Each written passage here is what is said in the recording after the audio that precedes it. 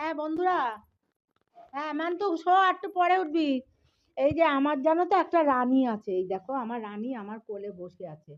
বন্ধুরা তোমরা দেখো সবাই, হ্যাঁ তোমরা আমার সব বন্ধু তো।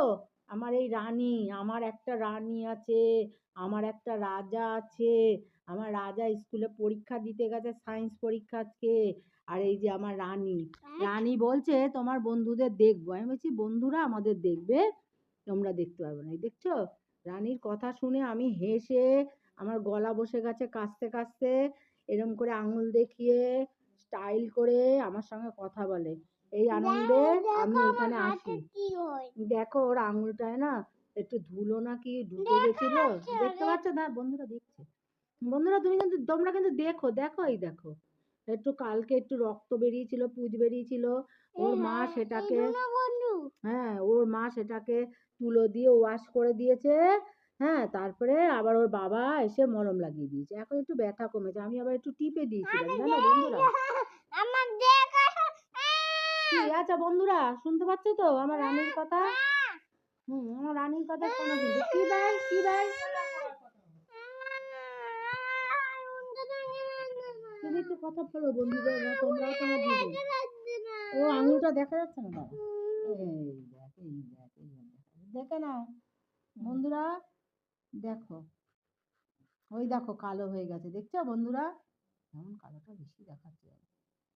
কালো হয়ে গেছে। তোমরা একটু আশীর্বাদ করো তো আমার রানীর ব্যথাটা যেন কমে যায়।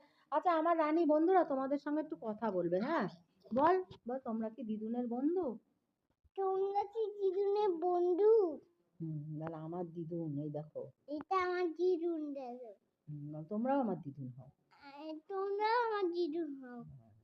তোমরা শ্রীরামপুরে দিদুন গেলে দিদুনের বাড়ি আসবে। শ্রীরামপুরে দিদুনের গেলে দিদুনের বাড়ি আসবে। দিদুনের বন্ধু আছে। হ্যাঁ ওই তো বলো তোমাদেরকে, আর আমি যাব শ্রীরামপুরে, বলো আমি যাব। ওর কথা শুনলে তোমরা অবাক হয়ে যাবে। আমি হেসে আমার গলা ব্যথা হয়ে গেছে। ঠিক আছে বন্ধুরা, এখন রাখছি। রানী আমার, এই দেখা রানী, বন্ধুরা দেখা আমার রানীকে, রানীর ড্রেস পরে। হ্যাঁ হ্যাঁ দেখবে ও কেমন করে, হ্যাঁ পিটি করবে দেখাচ্ছে। একটু স্টাইল করে দাঁড়াতে হবে না।